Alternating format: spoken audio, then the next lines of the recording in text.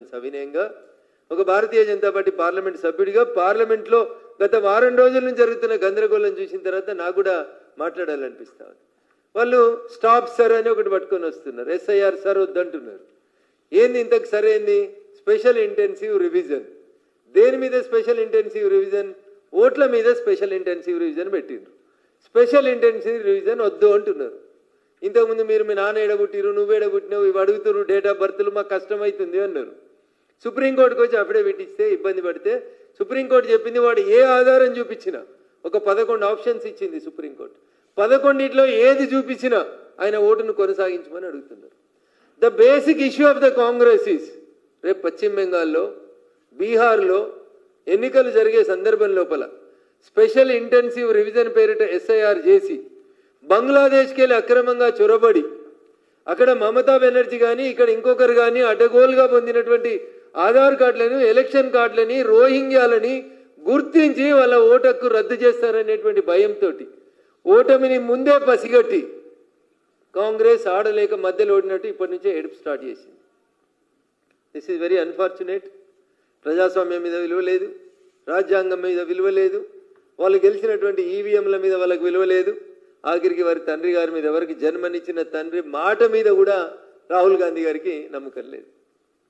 మీ నాన్ననే కదా 1989లో ఈవీఎంలను తెచ్చింది, మీ నాన్ననే కదా ఈ దేశంలోకి కంప్యూటర్ విప్లవం తెచ్చింది అని చెప్తావు, టెక్నాలజీని వాడండి అని చెప్తారు. ఇలా మేము టెక్నాలజీని వాడితే మీరు ఎందుకు బాధపడతారో నాకు అర్థం కావట్లేదు. I have certain doubts. నాకు కూడా డౌట్లు ఉన్నాయి కొన్ని పార్లమెంట్ కాన్స్టిట్యున్సీల మీద. రాహుల్ గాంధీ ప్రాతినిధ్యం వహిస్తున్న రాయబరేలీనే చూసుకుంటే అందులో 2000 డౌట్లు, 2 లక్షల ఓట్లు డౌట్ఫుల్ ఓట్లు నేను మాకు అనిపిస్తుంది.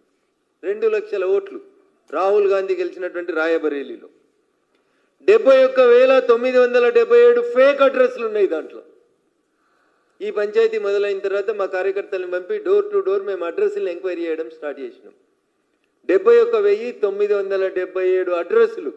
అసలు ఆ అడ్రస్లో ఆ ఓటర్లు లేనటువంటివి మేము ఐడెంటిఫై చేసినాం. ఇవాళ మేము కూడా ఎన్నికల కమిషన్కి రాహుల్ గాంధీ ఎన్నికను క్యాన్సిల్ చేయమని రిప్రజెంటేషన్ ఇవ్వబోతా ఉన్నాం.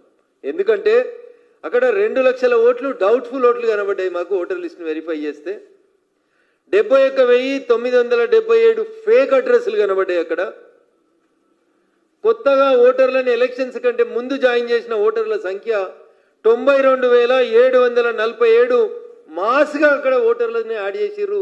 రాయబరేలీ కాన్స్టిట్యున్సీలో 52,000 ఫేక్ బర్త్ సర్టిఫికెట్లను తీసుకొచ్చి ఓటు ఎన్రోల్మెంట్ జరిగింది రాయబరేలీలో. ఆన్ రికార్డుగా ఒక భారతీయ జనతా పార్టీ ఎంపీగా, మీ నాయనమ్మ ప్రాతినిధ్యం వహించిన మెదక్ పార్లమెంట్ సభ్యుడిగా మీ నాయన మీద విశ్వాసం లేదు. ఆఖరికి మరి మీ నాయనమ్మ మీద ఉన్నదో లేదో నాకు తెలియదు, కానీ మీ నాయనమ్మ ప్రాతినిధ్యం వహించిన మెదక్ ఎంపీగా అయ్యా రాహుల్ గాంధీ గారు, మీ రాయబరేలీలో మీరు చేర్పించినటువంటి దొంగ ఓట్ల సంఖ్యని మేము కూడా ఐడెంటిఫై చేసినాం. అందుకని మీకు ఈవీఎంల మీద విశ్వాసం లేకపోతే దయచేసి వెంటనే రాజీనామా చేయండి. We'll go for a by election in Rae Bareli with ballot papers. అప్పుడు చూద్దాం ఏది పాలు ఏది నీళ్ళు అనేది చూద్దాం. మాకు వయనాడులో కూడా ఒక డౌట్ ఉంది మొన్నటి ఎలక్షన్ మీద. 93,499 మంది ఒకటే కమ్యూనిటీకి రాసిరు మీరు. అక్కడ 93,499 మంది ఒక వర్గం ఓటర్లు ఓటేసి అక్కడ ప్రియాంక గాంధీని గెలిపించారు. వాళ్ళు ఎవరు, ఆ ఓట్లు ఏందనేది దేశ ప్రజలకు అర్థమవుతాయి. 93,499 మంది ఒకే వర్గానికి సంబంధించిన వాళ్ళు ఓటేసారు మొన్నటి ఎన్నికలలో, వాయనాడు ఎన్నికలలో. మాకు కూడా డౌట్ ఉంది. బెంగాల్లో డైమండ్ హార్బర్ అనేటువంటి కాన్స్టిట్యున్సీ, మమతా బెనర్జీ అల్లుడు అభిషేక్ బెనర్జీ గారు ప్రాతినిధ్యం వహించినటువంటి బెంగాల్లో ఉన్నటువంటి డైమండ్ హార్బర్ అనేటువంటి కాన్స్టిట్యున్సీ మీద మాకు అనుమానం వచ్చింది. అట్లే డింపుల్ గారు, అఖిలేష్ గారు, శ్రీమతి డింపుల్ గారు ప్రాతినిధ్యం వహిస్తున్న నియోజకవర్గం, అఖిలేష్ గారు ప్రాతినిధ్యం వహిస్తున్నటువంటి నియోజకవర్గం కన్నౌజ్ కానీ, మైన్పూరి కానీ, వీటిలలో కూడా దొంగ ఓట్లు చాలా వచ్చినట్టు మాకు డౌట్ వస్తూ ఉంది. అడిషన్స్ అండ్ డిలీషన్స్ని ఒక్కొక్క ఓటును పట్టుకొని మేము ఒక్కొక్క ఓటర్ని వెరిఫై చేస్తున్నాం. అరే 2 ఓట్లు పట్టుకొని నువ్వు లొల్లి పెడుతున్నావు కదా రాహుల్ గాంధీ గారు. మేము 2 లక్షల ఓట్లు నీ నియోజకవర్గంలో ఐడెంటిఫై చేసినాం. మేము కూడా కంప్లైంట్ పెట్టాలనుకుంటున్నాం. సార్ ఎందుకు తీసుకొచ్చింది భారతీయ జనతా పార్టీ నాయకత్వంలోని ఎన్డీఏ ప్రభుత్వం అంటే దొంగ ఓట్లను అరికట్టేందుకు, డూప్లికేషన్ ఆఫ్ ఓట్స్ని ఎలిమినేట్ చేసేందుకు, ఒక వర్గానికి సంబంధించినటువంటి ప్రజలకి అడ్డగోలుగా చొరబాటు చేసి ఈ దేశంలోకి వచ్చిన వాళ్ళకి ఓట్లు ఇస్తుంటే వాటిని అన్నింటినీ ఆపాలనేటువంటి ఒక ఉద్దేశంతో సర్ అనేటువంటి ఒక కార్యక్రమం స్పెషల్ ఇంటెన్సివ్ రివిజన్ పేరిట ఈ దేశ ప్రజల ఓట్లని కాపాడేందుకు దొంగతనంగా ఈ దేశంలోకి చొరబడినటువంటి రోహింగ్యాలు బంగ్లాదేశీలకు ఇచ్చినటువంటి తప్పుడు ఓట్లను తీసేద్దామని చెప్పి ప్రయత్నం చేస్తా ఉన్నాం. It is there in the Assam, it is there in the West Bengal, it is there in the Bihar, హైదరాబాద్లో కూడా ఉన్నాయి, ఆఖరికి నా మెదక్ పార్లమెంట్లో కూడా ఉన్నాయి. సదాశివపేటలో రోహింగ్యాల కోటి ఇచ్చిర్రు, ఇస్నాపూర్లో రోహింగ్యాల కోటి ఇచ్చిర్రు, ఐలాపూర్లో నేను ఐడెంటిఫై చేసినాం, సుమారు 1000 దొంగోట్లను ఐడెంటిఫై చేసినాం. ఇవి కనబడతలేవా రాహుల్ గాంధీ గారు? ఇక్కడ అధికారంలో ఎవరున్నారు? కాంగ్రెస్ పార్టీ ఉంది, కాంగ్రెస్ పార్టీతో చేయించారు. ఇంతకుముందు టీఆర్ఎస్ కూడా ఇట్లా ఆరోపణలు చేసింది, ఏమని ఈవీఎంలను ట్యాంపర్ చేస్తారు, ఈవీఎంలను ట్యాంపర్ చేస్తారు అని. వారు అధికారంలోకి వచ్చే కంటే ముందు ఒకసారి ఎలక్షన్స్లో వారు కొంతమంది ఎమ్మెల్యేలని రిజైన్ చేయించి పోటీ చేయించారు. కొన్ని టీఆర్ఎస్ గెలిచింది, కొన్ని టీఆర్ఎస్ ఓడిపోయింది. తర్వాత వాళ్ళు కూడా వాళ్ళ పద్ధతిని, వాళ్ళ అవగాహనని మార్చుకున్నారు. కానీ కాంగ్రెస్ వాళ్ళ నాయకులలో పెద్ద పెద్ద వాళ్ళు గెలిస్తేనేమో మంచి గెలిచిర్రు, ఈవీఎంలు మంచి అంటారు. ఓడిపోతే మాత్రం ఈవీఎంల మీద బురద తల్లి ప్రజలలో లేనిపోని అనుమానాలు రేకెత్తించేటువంటి ప్రయత్నం చేస్తారు.